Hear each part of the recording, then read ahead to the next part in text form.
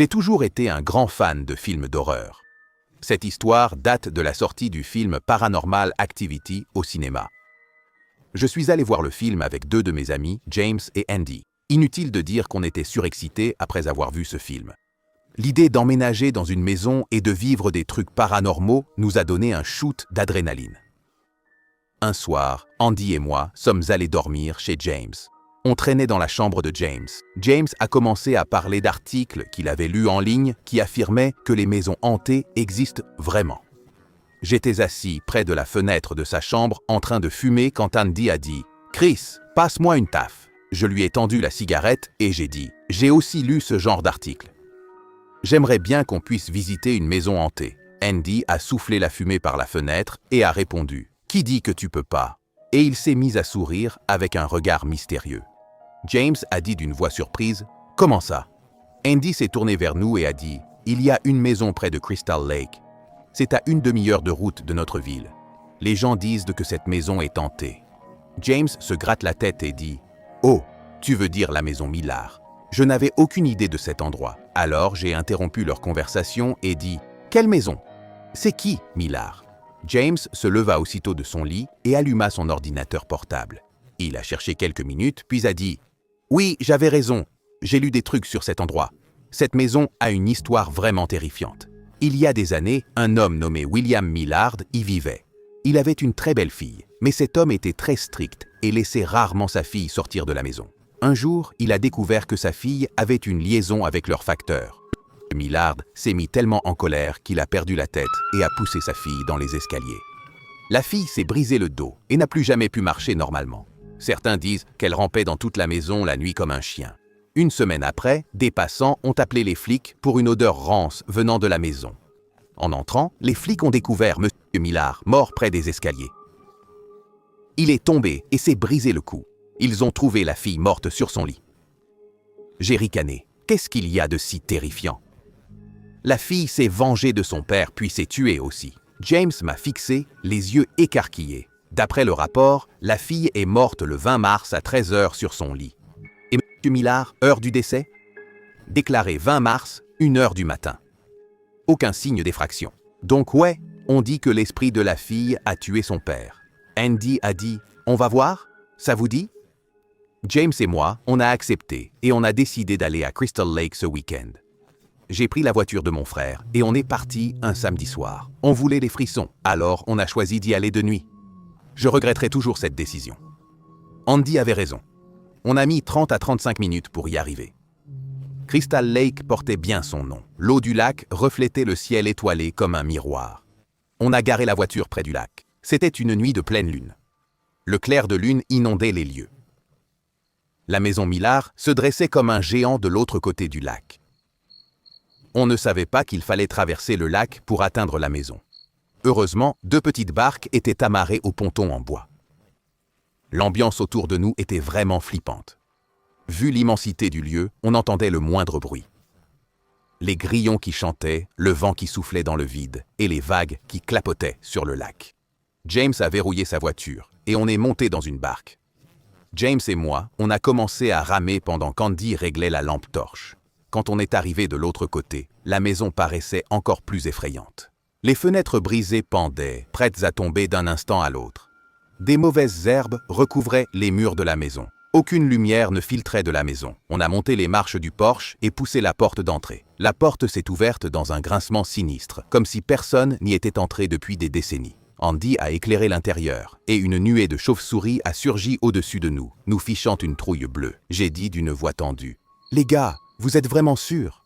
Andy a répondu « Allez quoi, arrête de faire le gamin. » James et Andy sont entrés et j'ai dû les suivre. Toute la maison était plongée dans le noir. Notre seule source de lumière était la lampe torche et le clair de lune blafard qui passait par la fenêtre cassée.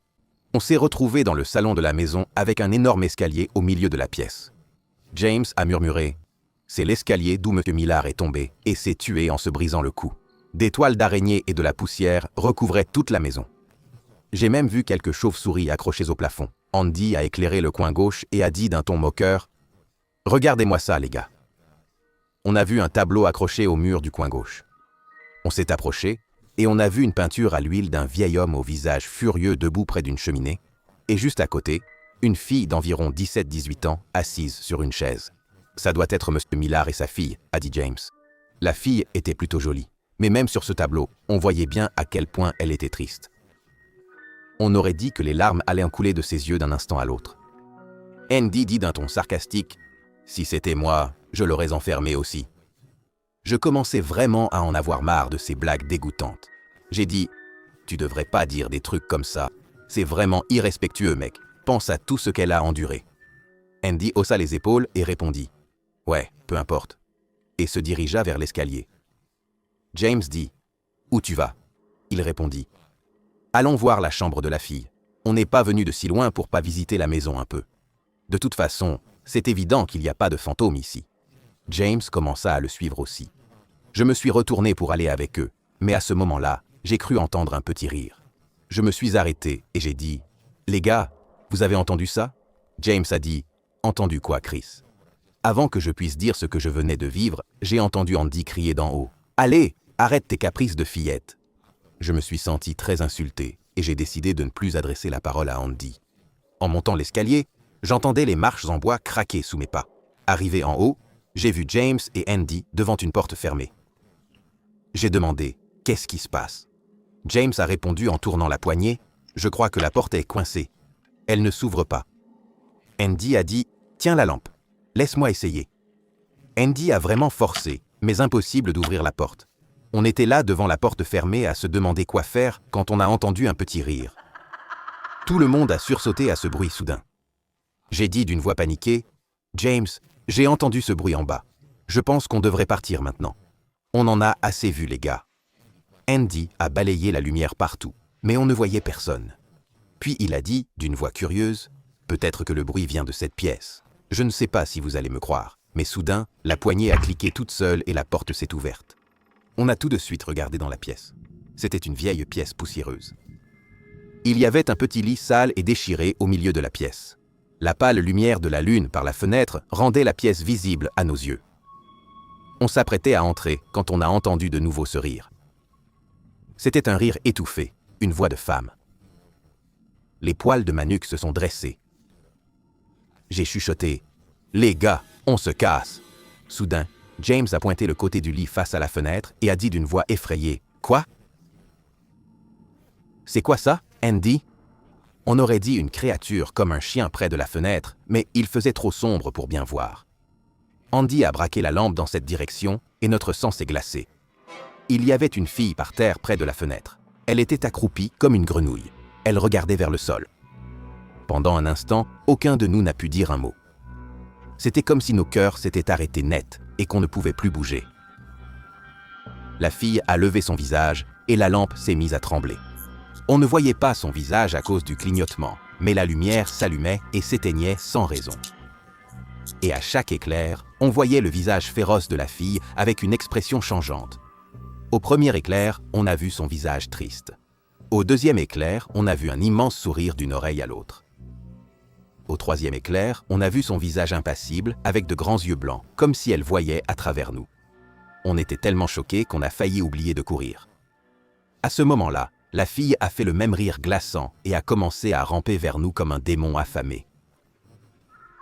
On a tous enfin retrouvé nos esprits et on a commencé à courir pour sauver notre vie. James et moi étions devant, et Andy courait derrière nous. James n'arrêtait pas de dire « Cours, cours !» Andy hurlait comme un gamin de 10 ans. « Ne me laissez pas ici, s'il vous plaît. Elle est derrière moi. » On est arrivé à la porte principale et on s'est retourné pour Andy. On a vu Andy presque à mi-chemin des escaliers et la fille qui rampait derrière lui, le suivant comme un animal. On a tous réussi à sortir de la maison et on a sauté sur le bateau. Andy a lâché la lampe torche dans le lac, pris de peur. James et moi, on a pagayé comme des fous. Andy était assis sur le bateau, dos tourné à la maison. Il était tellement paniqué qu'il répétait sans cesse. J'entends encore son rire maléfique. Pagayez plus vite, plus vite. James et moi, on a réalisé qu'il était en état de choc car on ne voyait personne devant la maison. James a dit d'une voix basse et haletante « Peut-être qu'elle ne peut pas quitter la maison. » J'ai rien dit, j'ai juste continué à pagayer.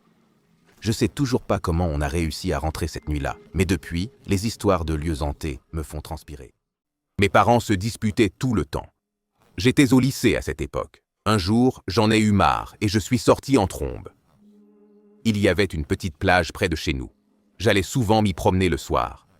La brise marine me calmait quand j'étais stressé. Sur la plage se dressait une vieille maison abandonnée.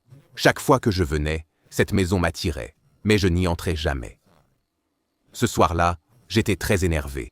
J'avais de quoi fumer sur moi, alors j'ai pensé aller dans cette maison, vu que les flics patrouillaient la plage.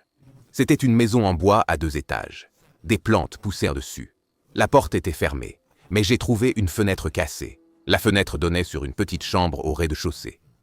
Il y avait un lit usé, une chaise cassée, et plein de poussière et de déchets par terre.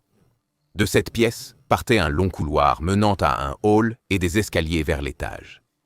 J'ai fait plein de camping et de voyages solo, donc être seul dans cette vieille maison abandonnée ne me dérangeait pas au début. J'ai attrapé une caisse dans le coin de la pièce et je me suis assis dessus en la plaçant près de la fenêtre par où j'étais entré.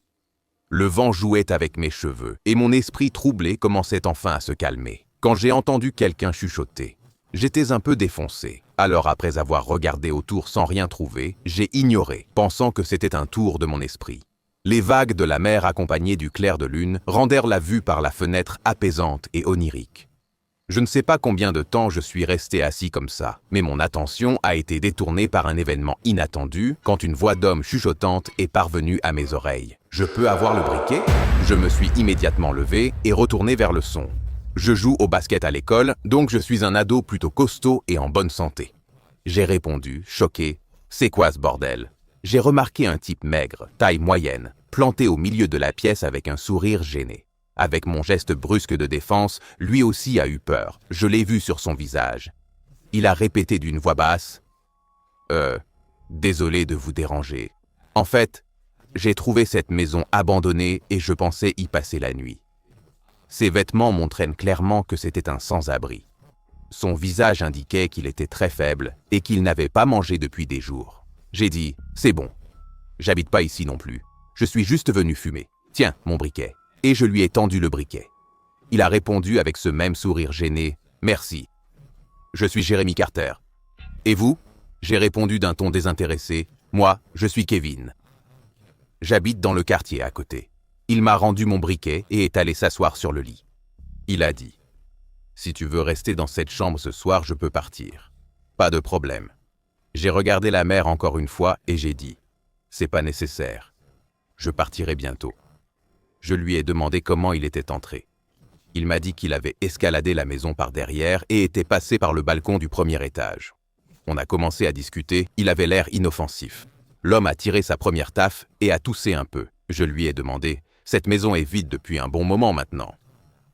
Même si tu vis ici, personne s'en souciera, j'imagine. » L'homme a ri d'une voix basse et grinçante. « Ah, on dirait que tu connais pas l'histoire de cette maison. » La curiosité s'est lue sur mon visage. J'ai demandé, « Quelle histoire ?» L'homme a soufflé des nuages de fumée. Cette maison appartenait à un vieux couple marié. Le couple n'avait pas d'enfants. Les gens disent que ce vide a créé des tensions entre eux. La femme se disputait sans arrêt. Elle est devenue si amère que le mari passait souvent ses nuits dehors. Une nuit, il pleuvait vraiment fort. Le mari est rentré complètement ivre. Il a crié le nom de sa femme. Il s'attendait aux reproches habituels de sa femme toxique, mais cette fois, la maison était plongée dans un silence profond. Il avait beau l'appeler, elle ne répondait pas. Il monta en courant dans la chambre et découvrit le corps sans vie de sa femme pendu au plafond. Malgré tout le mal qu'elle lui faisait, il l'aimait. On dit que le mari s'est aussi suicidé dans cette même pièce. J'ai souri en coin. Eh bien, chaque maison a son histoire. C'est horrible à entendre. Mais c'était il y a longtemps. Pourquoi c'est un problème maintenant ? L'homme toussa doucement et dit, « On dit que l'esprit de la femme hante encore les lieux, cherchant son mari. J'ai même entendu des pas dans l'escalier et le couloir vers minuit. C'est pour ça que je dors ici seulement quand j'ai nulle part ailleurs où aller. La porte de notre chambre était ouverte. Mes yeux se tournèrent vers le couloir sombre et franchement, ça m'a donné la chair de poule. Mais j'ai dit, ce sont des histoires inventées, sans vouloir t'offenser, mais on entend plein de trucs quand on plane. Et j'ai ri pour détendre l'atmosphère. Brisant le silence gênant, j'ai demandé « Comment est la chambre à l'étage ?» L'homme répondit en désordre, mais en meilleur état que celle-ci. J'ai dit, je ne suis jamais monté là-haut. En fait, je suis entré dans cette maison aujourd'hui seulement. L'homme se leva d'un coup et dit paniqué, tu ne devrais jamais monter à l'étage. Elle n'aimera jamais ça. Avant que je puisse demander plus, l'homme s'est précipité vers moi et a dit d'un ton paniqué, tu entends ça? L'homme si près de moi m'a effrayé aussi. J'ai dit d'une voix brisée, quoi? Entendre quoi? L'homme tourna alors lentement les yeux vers le couloir et dit, elle arrive. Écoute ses pas. J'étais sur le point de le repousser pour ses blagues stupides, mais avant que je puisse le faire, tous mes sens se sont réveillés. J'ai entendu le bruit de pas. J'avais l'impression que quelqu'un descendait les escaliers. Mes oreilles n'en croyaient pas ce qu'elles entendaient. J'ai jeté la cigarette par la fenêtre et je me suis levé. Les pas se rapprochèrent cette fois. L'homme m'a attrapé la main et a dit « Allez, on doit se cacher sous le lit, sinon elle va. » Allez, j'étais déjà défoncé et ces événements soudains suffisaient à couper ma raison. Sans sauter par la fenêtre, je ne sais pas pourquoi j'ai accepté d'écouter cet inconnu complètement fou. L'homme s'est glissé sous le lit et j'ai fait pareil. J'étais allongé là sous le lit et mon cœur battait à tout rompre. L'homme était à ma gauche. Ses yeux étaient écarquillés et paniqués aussi. Il m'a fait signe de rester absolument silencieuse en posant son doigt maigre et sale sur ses lèvres. Les bruits de pas se rapprochaient de plus en plus à chaque minute. J'avais l'impression que mon cœur allait sortir de ma bouche d'un instant à l'autre. Je pouvais voir le sol en étant allongé sous le lit. Mes yeux restaient rivés sur l'embrasure de la porte. J'attendais l'entrée de quelqu'un d'un moment à l'autre. Je me répétais sans cesse que tout était dans ma tête, mais les pas étaient tellement réels. Mais ce qui s'est passé ensuite a mis fin à toutes mes suppositions. Une paire de pieds en talons féminins est entrée dans la pièce. Je me suis tourné à gauche et j'ai vu que l'homme n'était plus là. Je me suis dit « Putain d'enfoiré, il s'est barré en me laissant dans cette maison hantée ». J'étais tellement distrait par le bruit des pas que je n'ai pas remarqué quand l'homme s'est discrètement éclipsé. La paire de pieds a commencé à marcher dans la pièce. Je n'avais plus le courage de sortir et d'affronter le fantôme d'une femme morte, alors je suis resté silencieux. Les pieds sont allés à la fenêtre, puis se sont tournés vers la porte. Ils allaient repartir, et je me suis senti soulagé en pensant « Une fois que ce sera fait, je me casse d'ici pour toujours. » Mais juste au seuil de la porte, ses pieds se sont arrêtés. Maintenant, ils se sont tournés vers le lit et une voix de femme est parvenue à mon oreille. « Je te vois. » Mon visage est devenu pâle. Des gouttes de sueur ont envahi mon front.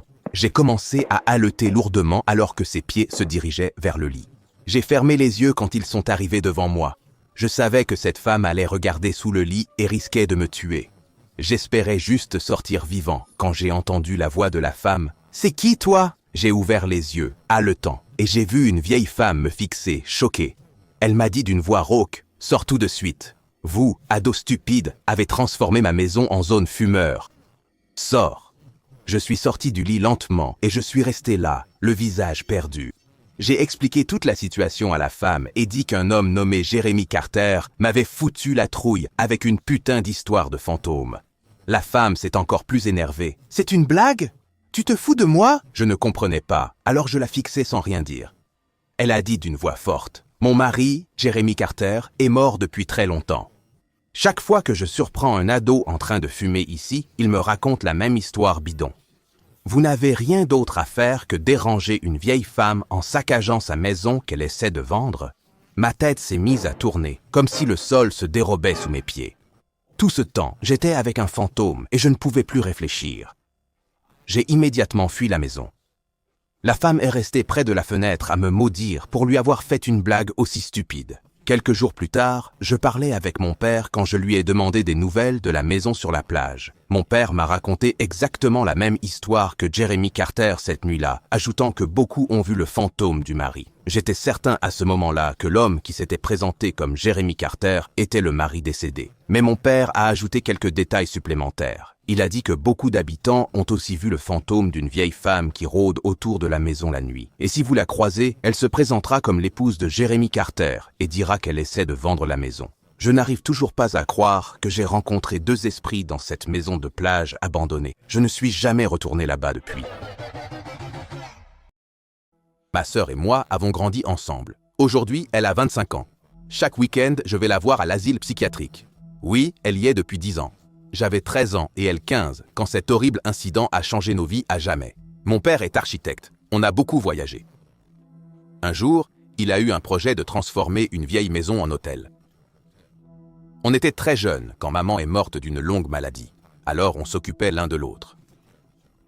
En une semaine, on a emménagé dans cette vieille maison. La maison était en très mauvais état, mais l'agence immobilière nous a logés dans une petite maison à côté. Du jour au lendemain, passer de la ville à la campagne a bouleversé nos vies. On a aussi dû changer d'école à cause de la distance. La vieille maison se trouvait derrière chez nous. De la chambre de ma sœur, on la voyait bien. Même si mon père et Daisy avaient l'air enthousiastes de déménager, moi je n'étais pas content. Je ne sais pas pourquoi cette vieille maison abandonnée m'a donné de mauvaises ondes dès le début, mais avec le temps, les choses prennent forme. Le matin, papa allait à la maison avec ses ouvriers pour travailler, tandis que Daisy et moi, on allait à l'école. Notre école était à 15 minutes à pied de chez nous. On y allait à vélo. Ma sœur a toujours été extravertie et douée pour se faire des amis. Elle s'est facilement intégrée au nouveau. Je me suis aussi fait quelques amis. Un jour, j'étais assis seul à l'école quand j'ai entendu deux filles parler juste à côté de moi. Une fille blonde disait à l'autre: « Tu sais, Daisy a dit qu'on pouvait faire la fête chez elle. Elle a dit qu'il y a une vieille maison pas loin et que papa part en voyage ce week-end. » J'ai été surpris qu'elle invite ses amis sans demander la permission à papa. Sur le chemin du retour, je lui ai demandé: « Daisy, pourquoi tu vas faire la fête avec tes amis dans l'ancienne maison ?» Elle m'a regardé avec des yeux gênés et a dit: « Oui, s'il te plaît, ne le dis pas à papa, Martha. C'est une belle occasion pour moi de devenir populaire, tu vois ?» J'ai dit d'une voix inquiète: « Mais je ne pense pas que ce soit une bonne idée. » Cette maison me fait un peu flipper. Daisy a ri et a dit: « Oh, détends-toi. Si tu promets de ne rien dire à papa, je te prendrai une bière en cachette, d'accord ?» Elle s'est remise à rire en roulant à vélo devant moi. Je suis restée silencieuse, pas pour la bière, mais parce qu'elle était heureuse et excitée après si longtemps. Papa est parti pour 3 jours. Avant de partir, il nous a dit: « Les filles, pas de sortie après 19h et aucun ami n'est autorisé à la maison. Soyez sages pendant ces 3 jours. Je vais appeler, d'accord? Prenez soin de vous, mes chéris. » Il nous a ensuite prises dans ses bras et est parti. Je regrette encore de ne pas lui avoir parlé du plan de Daisy. Dieu sait que si je l'avais fait, cela l'aurait sauvé d'un incident horrible. Le lendemain, à l'école, ma sœur préparait la fête.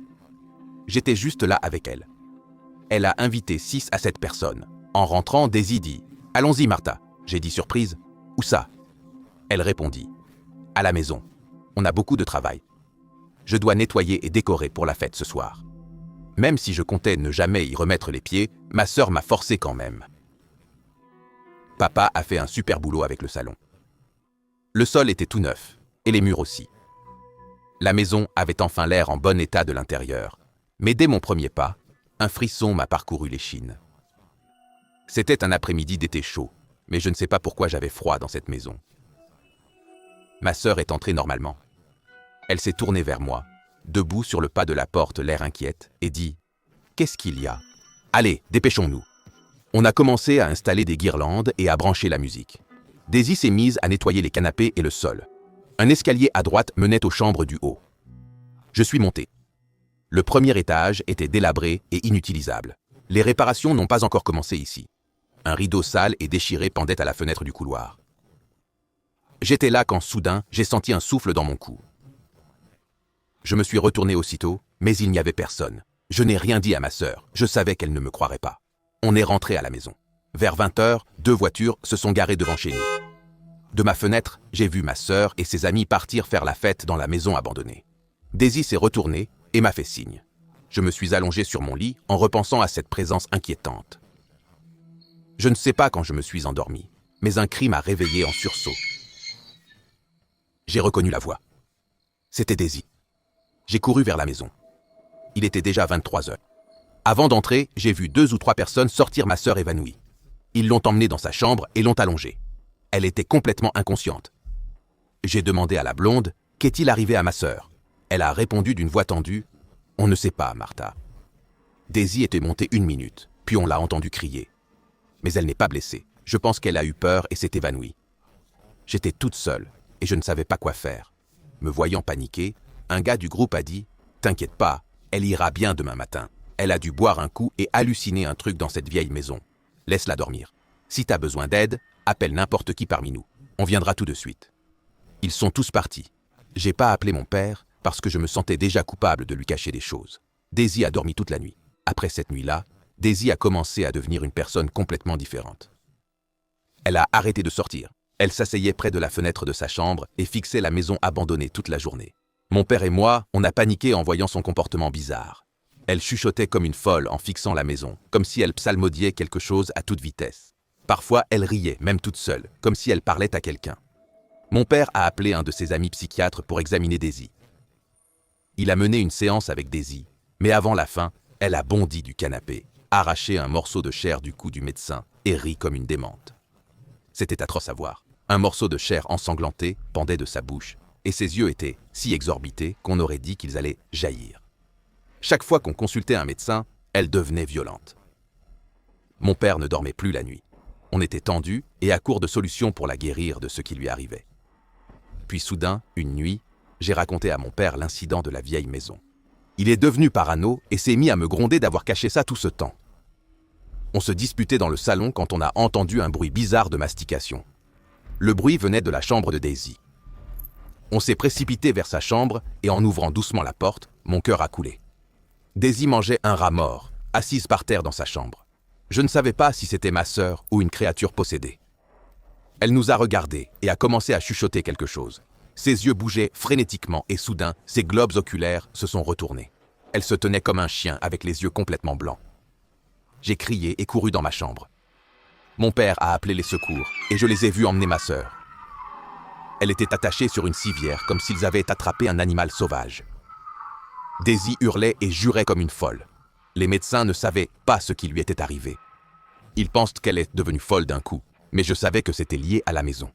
J'ai fait des recherches sur la maison et j'ai trouvé des infos complètement flippantes. L'ancien propriétaire de cette maison était un vieux dingue.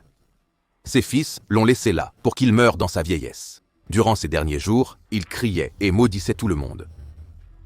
Les gens du coin m'ont dit qu'il était si violent que personne ne pouvait entrer, même pour aider le vieil homme. Sans nourriture ni eau, le vieil homme mangeait ce qu'il trouvait et buvait même son urine. J'ai dit plusieurs fois à mon père d'emmener Daisy voir un exorciste, mais il ne me croit pas. C'est comme s'il se fichait de moi depuis que j'ai caché l'évanouissement de Daisy cette nuit-là. De colère et frustration, une nuit, mon père a brûlé la maison abandonnée. Il a perdu son travail et vit maintenant chez un de ses vieux amis. J'étudie et je travaille pour continuer ma vie. Je ne vois mon père que quand on rend visite à Daisy, mais Daisy n'est plus violente. Elle parle rarement. Elle fixe tout le temps par la fenêtre de sa cabane.